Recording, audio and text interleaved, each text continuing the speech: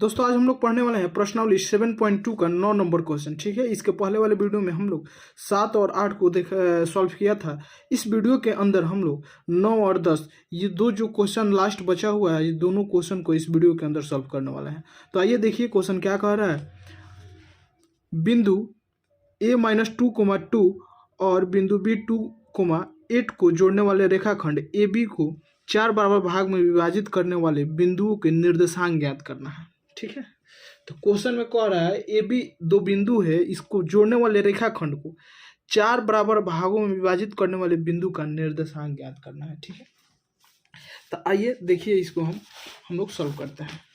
मान लीजिए ये ए बिंदु, ये ए हो गया, ये बी हो गया, इसको हम लोग मिला दिए, ये बिंदु ए हो गया और ये बी हो गया, इसको मिला दिए, ये रेखाखंड बन गया। ठीक है, और बिंदु ए का निर्देशांक दिया हुआ है -2, कितना 2, और बिंदु बी का निर्देशांक दिया हुआ है, बिंदु बी का निर्देशांक कितना दिया हुआ है, तो ये है 2,8। ठीक है, 2,8, और इसको कह रहा है 4 बराबर भागों में, इस रेखाखंड को 4 बराबर भागों में काटता है, मान विभाजित करता है। तो मान लीजिए कि यहाँ और यहाँ, ये 4 बराबर भागों में हो गया, सॉरी यहाँ, यहाँ और यहाँ। ठीक है, ये बीच का नहीं है, इस पर माइंड मत कीजिएगा आप लोग। इसको मान लेते हैं P, इसको Q, इसको R। ठीक है, तो ये जो 1 2 3 4 बराबर भाग में विभाजित हो गया। अब ये जो विभाजित किया है, जैसे P Q R, ये बिंदु का भी निर्देशांक पूछा हुआ है, तो कैसे निकालेंगे आइए देखते हैं हम लोग। चलिए सॉल्व करते हैं।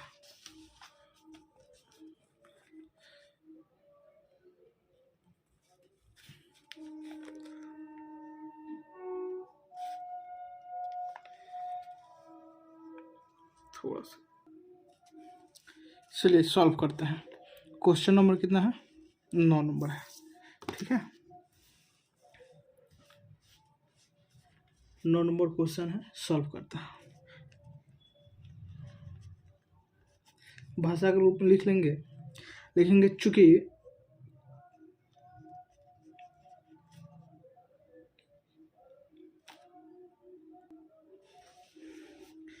Q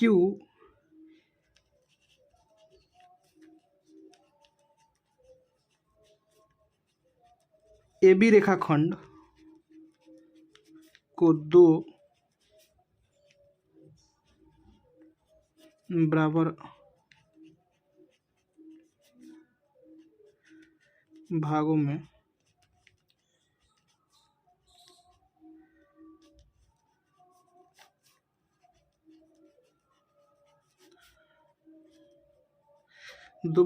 विभाजित करता है, इसीलिए Q का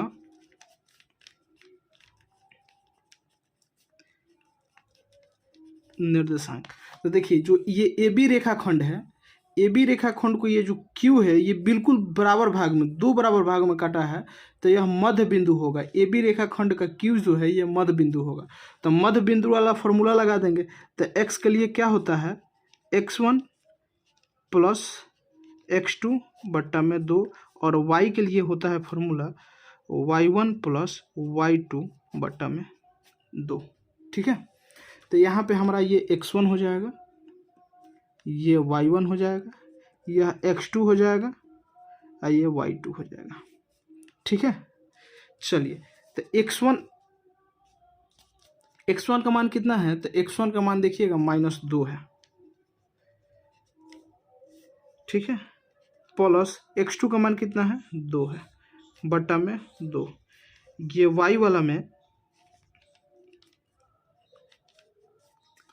y1 का मान कितना है, 2 है, और प्लस y2 का मान कितना है, 8 है, और बट्टा 2। ठीक है,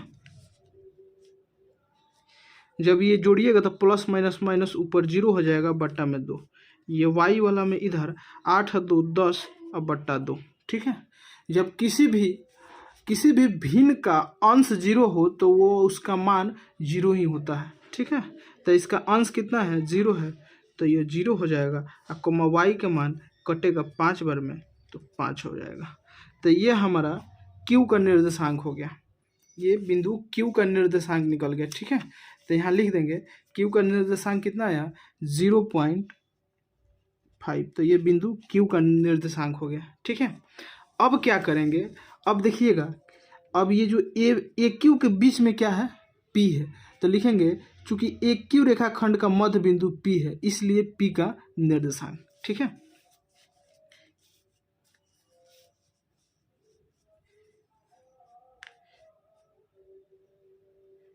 लिखेंगे इसी तरह, सेम इसी तरह ये जो ए क्यू, चूंकि ए क्यू के ए क्यू रेखाखंड होगा या ए क्यू के मध्य बिंदु पी है, इसीलिए पी का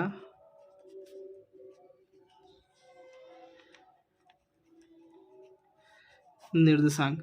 तो पी का निर्देशांक तो वही मध्य बिंदु वाला फॉर्मूला लगाएंगे, सेम वही प्रोसेस होगा। यहाँ पे x के लिए क्या होता है x1 प्लस x2 बट्टा में 2, और y के लिए क्या होता है y1 प्लस y2 बट्टा में 2।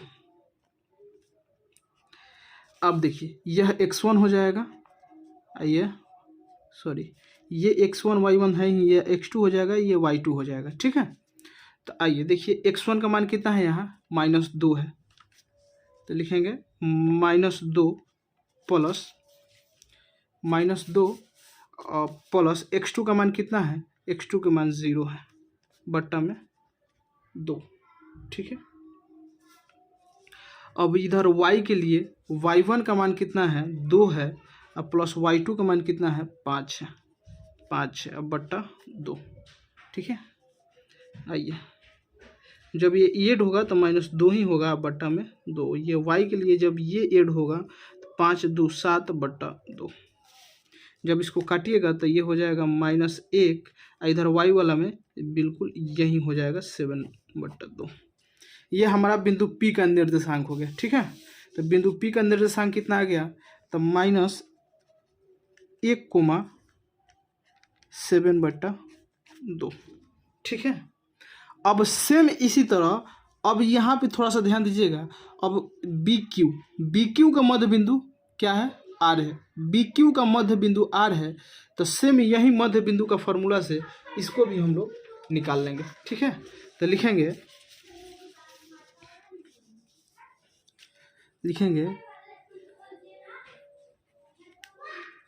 पुनः इसी तरह लिखेंगे, चूंकि बी क्यू रेखाखंड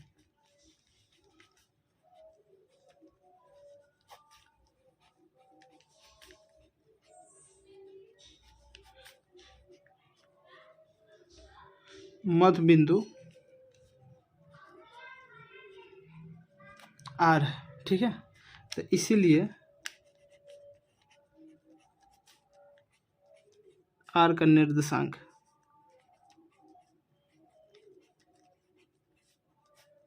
तो R का निर्देशांक निकालना है, तो यहाँ पे हमारा ये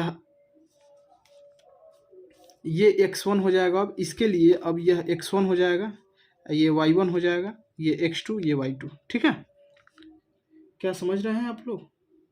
बिल्कुल। तो देखिए x के लिए फॉर्मूला क्या होता है, x1 प्लस x2 बट्टा में 2, और y के लिए क्या होता है y1 प्लस y2 बट्टा में 2। आइए x1 का मान कितना है, तो x1 का मान यहाँ 0 है, प्लस x2 का मान कितना 2 है बट्टा में 2, और y के लिए y1 का मान कितना 5 है, और प्लस ये y2 का मान कितना 8 है बट्टा में 2। जब इसको ऐड कीजिएगा तो 2 बट्टा 2, और इसको ऐड कीजिएगा तो 13 बट्टा 2। इसको काटिएगा तो एक बार में कटेगा, आइए 13 बट्टा 2। तो यह हमारा बिंदु R का निर्देशांक हो गया। ठीक है, तो लिखेंगे 1,13/2। इस तरह अब हर एक बिंदु का, ये जो तीनों बिंदु का निर्देशांक हमारा निकल गया, जो 4 बराबर भागों में काट रहा था, ये तीनों बिंदु का हमारा निर्देशांक निकल गया। तो लिख देंगे अतः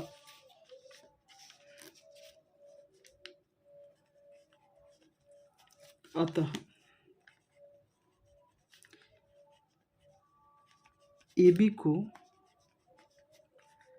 4 भाग में विभाजित करने वाले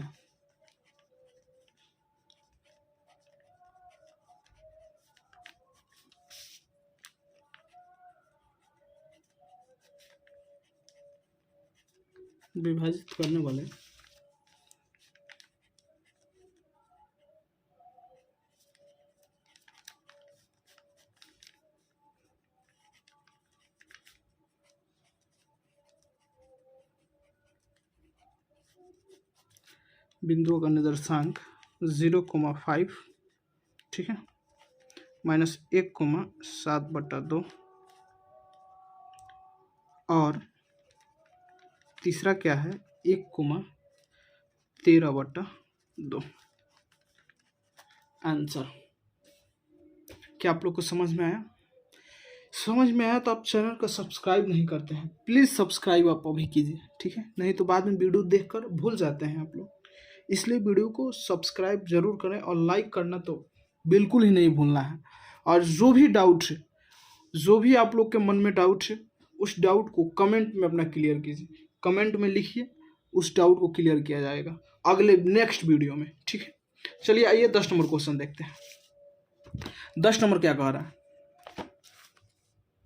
10 नंबर क्वेश्चन कर रहा है, एक समचतुर्भुज का क्षेत्रफल ज्ञात कीजिए जिसके शीर्ष इस क्रम में 3,0, 4,5, -1,4 और -2,-1 है। संकेत में कुछ दिया है, समचतुर्भुज के क्षेत्रफल 1/2 इंटू उनके विकर्णों का गुणनफल। चतुर्भुज, ये समचतुर्भुज के क्षेत्रफल का यही फॉर्मूला लगाना है, ठीक है। तो आइए देखिए, इसको हम क्या करते हैं, मान एक समचतुर्भुज हम बना लेते हैं जिसका यहाँ से A, B, C और D मान लेते हैं, और कहा है कि इसी क्रम में, तो इसी क्रम में एकदम सेम लाइन बाई लाइन लिखना है। तो 0,1 इसका निर्देशांक हो गया, और दूसरा 4,5, तीसरा -1,4, ठीक है, और चौथा हमारा -2,-1। ये सब का निर्देशांक हो जाएगा, ये विकर्ण हो जाएगा आपका।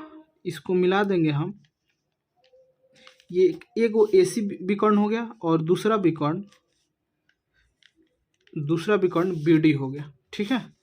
तो पहले हम विकर्ण की लंबाई ज्ञात करेंगे, दूरी सूत्र से विकर्ण का लंबाई ज्ञात कर लेंगे, और उसके बाद विकर्णों का गुणनफल बोला है। समचतुर्भुज का क्षेत्रफल 1/2 और इनके विकर्णों का गुणनफल। तो पहले हम लोग विकर्ण की लंबाई ज्ञात करेंगे, तब तो गुणा करेंगे ना। तो चलिए आइए सॉल्व करते हैं हम लोग। क्वेश्चन नंबर 10 है, ठीक है।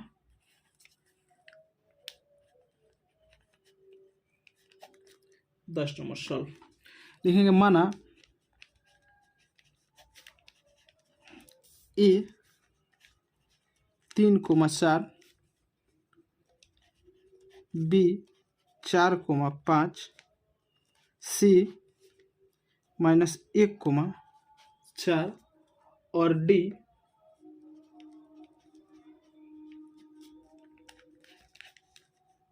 -2,-1 समचतुर्भुज का शीर्ष।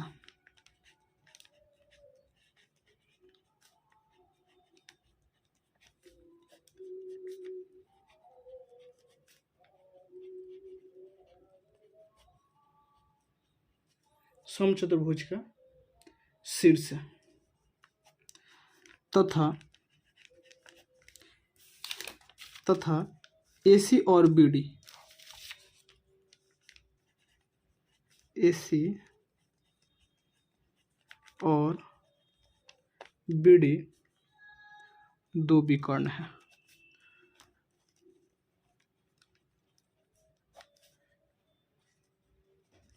दो विकर्ण है, ठीक है। तो दूरी फार्मूला लगाएंगे, ठीक है, विकर्णों की लंबाई ज्ञात करने के लिए। तो लिखेंगे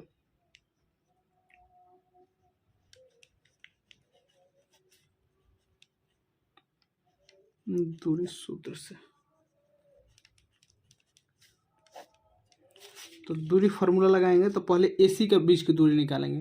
तो यहाँ पे हमारा ये x1 हो जाएगा, ये y1 हो जाएगा, यह x2 हो जाएगा और ये y2 हो जाएगा, ठीक है।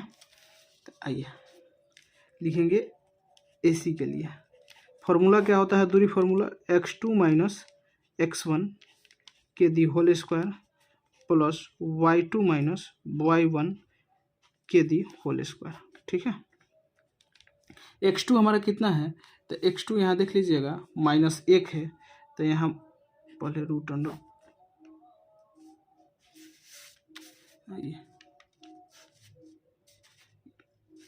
x2 कितना -1 है और माइनस x1 कितना 3 है, 3 के the whole square plus y2 हमारा कितना है, y2 4 है और माइनस y1 कितना 0 है के दी होल स्क्वायर।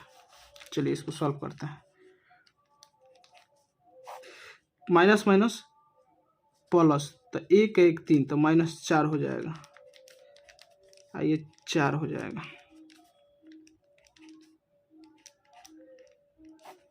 ये इसका वर्ग कीजिएगा तो 16 हो जाएगा और 4 का वर्ग 16 हो जाएगा। जब इसको ऐड कीजिएगा तो 32 हो जाएगा।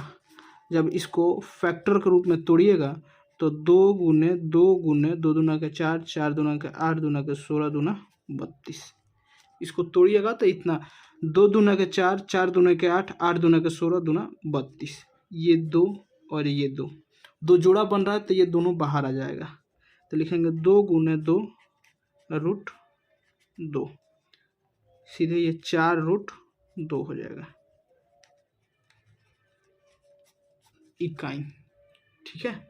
ये हमारा AC विकर्ण AC हो गया, ठीक है, विकर्ण AC की लंबाई होगी। अब इसी तरह हमको ये AC तो हो गया, अब इसी तरह हमको BD का लंबाई ज्ञात करना है, ठीक है।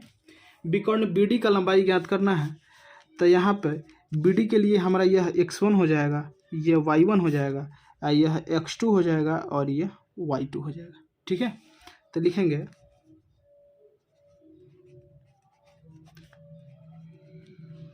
इसी तरह दूरी सूत्र से।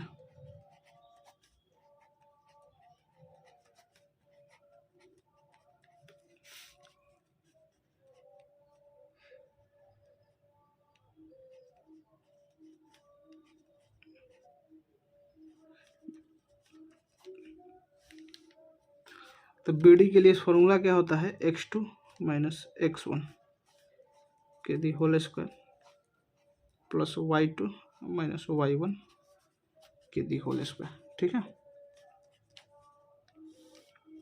x2 हमारा कितना है, तो x2 -2 है, देखिएगा x2 कितना -2 है, तो लिखेंगे -2 और माइनस x1 कितना है 4 है, तो -4 के the whole square plus y2 हमारा कितना है -1 है और y1 कितना है y1 हमारा 5 है, 5 के दी होल स्क्वायर।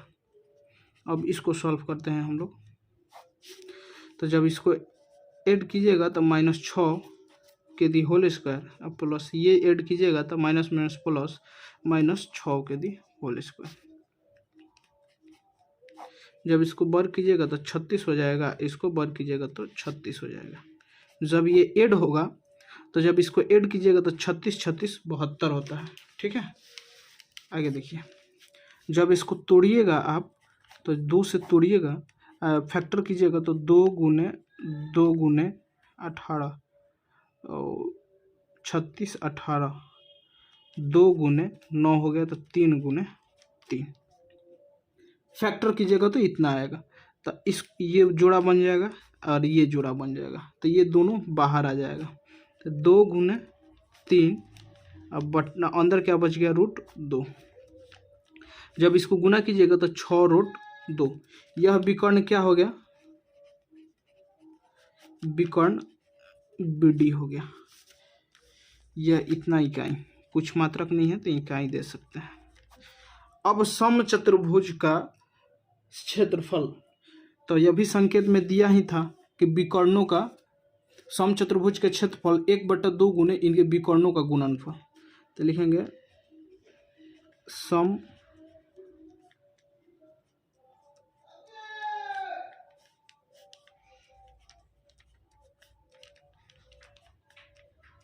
समचतुर्भुज का क्षेत्रफल बराबर 1/2 गुने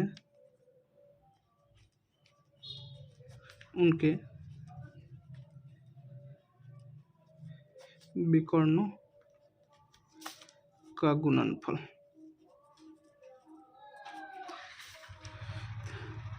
एक बट्टा दो गुने विकर्ण, पहला विकर्ण कितना आया था तो देख लीजिएगा, एसी विकर्ण आया था 4√2, एसी विकर्ण हमारा 4√2 आया था, 4 गुने √2, और दूसरा विकर्ण कितना अभी 6√2।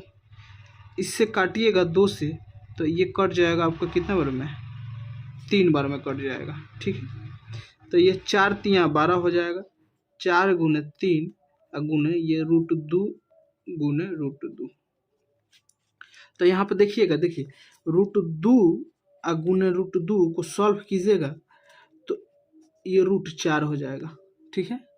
और जब √4 हो जाएगा तो इसका फैक्टर में तोड़िएगा तो 2 गुने 2, तो एक जोड़ा बन रहा है, बाहर 2 निकलता है।